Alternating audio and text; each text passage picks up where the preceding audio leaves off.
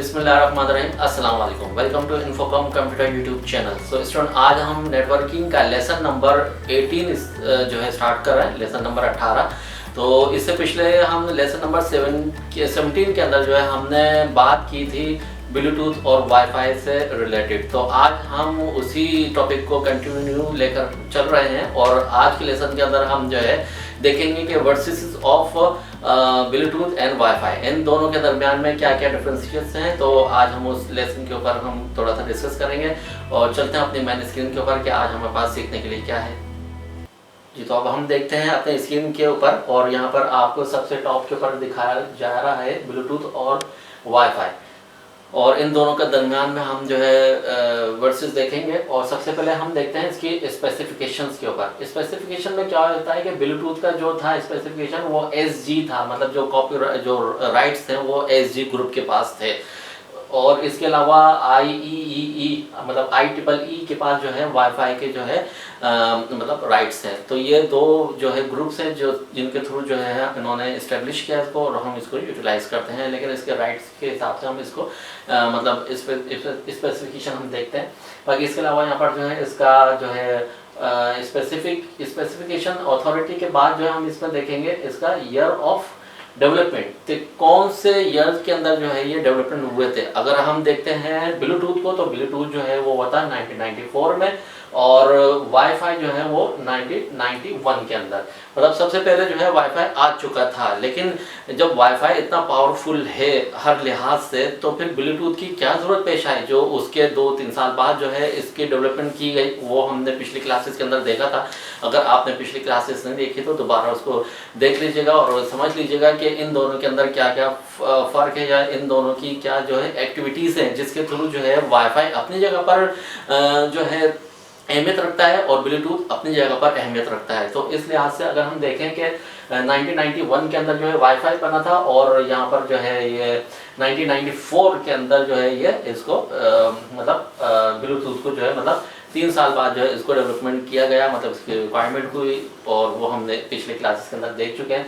इसके अलावा यहाँ पर बैंडविड्थ की बात करें तो बैंडविड्थ की जो है वो सिंपल सा जो है इसकी बहुत ही लो है। मतलब ब्लूटूथ की जो वो बैंडविड्थ है, मतलब इसकी जो रेंज है वो रेंज आपको मिलेगी तकरीबन 800 kbps, किलोबाइट्स पर सेकंड। बस उससे आगे जो है ये ब्लूटूथ काम नहीं करेगा। आपने देखा होगा कि कभी अगर आप कोई पेयर बनाते हैं अपना कंप्यूटर के अंदर वायरलेस माउस का या वायरलेस कीबोर्ड का या फिर मुख्तलिफ किस्म की जो है आप वायरलेस हेडफोन, हैंड फ्री वगैरह आप कनेक्ट करते हैं पेयर बनाकर ब्लूटूथ के थ्रू, तो उसमें एक रेंज होती है। उस रेंज के बाद जो है ये आगे काम नहीं करता है, वो पेयर डिस्कनेक्ट हो जाता है। तो इस लिहाज से अगर हम देखें तो यहाँ पर जो है आपको बहुत ही ज़्यादा लो स्पीड होता है, मतलब मैक्सिमम 800 kbps आपको मिलेगा। और जबकि अगर आप उसका वाईफाई का देखेंगे तो वाईफाई जो है आपको मिलेगा तकरीबन 1 Mbps, मतलब 1 Mbps के हिसाब से जो है इसकी हाइट मतलब जो है इसकी रेंज होगी।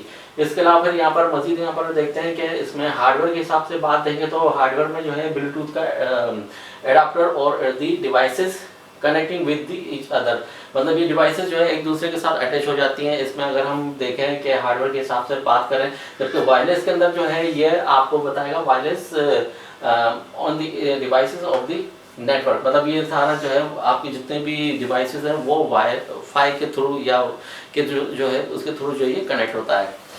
बाकी इसके अलावा यहाँ पर जो है कॉस्ट देख लें, कॉस्ट जो है वो ब्लूटूथ की बहुत ही लो है और उसकी वाईफाई की जो है वो कॉस्ट हाई आएगी। मतलब वाईफाई अगर आपने यूज़ करना तो उसमें जो है आपको जो स्पेसिफिकेशन होंगी या जो डिवाइसेस होंगी वो जो है आपको मतलब जैसे एक राउटर चाहिए, आपको एक लैपटॉप या कंप्यूटर भी चाहिए। अगर वाईफाई के थ्रू आपने कोई काम करना है तो कनेक्टिविटी के लिए इस्तेमाल में करना है तो उसके लिए आपको जो है इसकी कॉस्ट जो है वो हाई होगी। जबकि ब्लूटूथ में सिंपली जो है वो एक बस जस्ट उसको पेयर बनाना होता है और आप जो इजीली कनेक्ट कर लेते हैं छोटे से छोटे डिवाइसेस को भी। इसलिए इसमें जो है आपको कनेक्टिंग के हिसाब से बात की जाए तो इसमें जो है वो कॉस्ट बहुत कम आती है, लो आती है।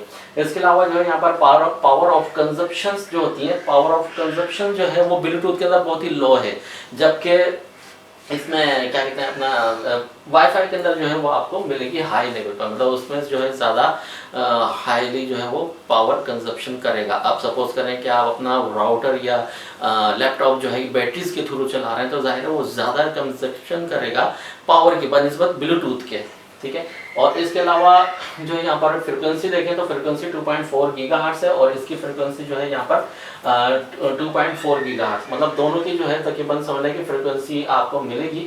इसके अलावा जो है यहाँ पर सिक्योरिटी के हिसाब से देखा जाए तो इट्स सिक्योर और इट इज़ मोर सिक्योर, मतलब अगर आप देखें कि अगर ब्लूटूथ सिक्योर है तो वाईफाई उससे ज़्यादा मोर सिक्योर है। वो इसलिए कि हम पिछले क्लासेस के अंदर पढ़ चुके हैं कि राउटर के अंदर कितनी टाइप की और किस तरह की हम सिक्योरिटी लगा सकते हैं अपने नेटवर्क के ऊपर, तो इस हिसाब से जो है ये वाईफाई होता है। और इसके अलावा जो है यहाँ पर रेंज देखते हैं, रेंज जो है 10 मीटर्स में इसको आपको शो करेगा और वहाँ पर 100 मीटर्स में, ठीक है। इससे पहले जो हमने वहाँ पे पढ़ा था बैंडविड्थ, बैंडविड्थ में क्या होता है कि इसका केबीपीएस के हिसाब से पावर वो कंजप्शन कर रहा है, मतलब सेंडिंग और रिसीविंग कर रहा है। यहाँ पर आपको आ जाती है इसकी रेंज, और इसमें रेंज देखें, इसमें रेंज कितना आ रहा है, इसमें यहाँ पर 10 मीटर्स और उसकी 100 मीटर, तो कितना फर्क हुआ, कहाँ 10 मीटर और कहाँ 100 मीटर्स। तो अगर वाईफाई ब्लूटूथ आप यूज़ करेंगे तो आपको ज़्यादा से ज़्यादा मैक्सिमम 10 मीटर्स के फासले के ऊपर जो आपको डेटा कनेक्टिविटी करेगा। और अगर आप जो है इसमें क्या कहते हैं आपका अगर वाईफाई हुआ तो 100 मीटर्स तक जो है आपको कनेक्टिविटी लेकर चलाएगा। तो इस लिहाज से हम इसको देखते हैं। बाकी इसमें जो है यहाँ पर आप देख लीजिए कि प्राइमरी डिवाइसेस कौन सी होती हैं। इसमें जो है प्राइमरी डिवाइसेस जो कनेक्टिंग में आप कनेक्ट कर सकते हैं ब्लूटूथ के थ्रू, वो होता है सबसे पहले मोबाइल फ़ोन, माउस, ठीक है ना, कीबोर्ड, और ये मतलब बहुत सारे जो है वो छोटे मोटे डिवाइसेस, पेरिफेरल डिवाइसेस आप जो है इसको कनेक्ट कर सकते हैं। जबकि उसमें जो होता है नोटबुक होता है, कंप्यूटर होता है, डेस्कटॉप होता है, मॉनिटर्स होता है, और अदर डिवाइसेस जो है आप इसके साथ कनेक्ट कर सकते हैं जो वाईफाई के थ्रू जो हम बात कर रहे हैं।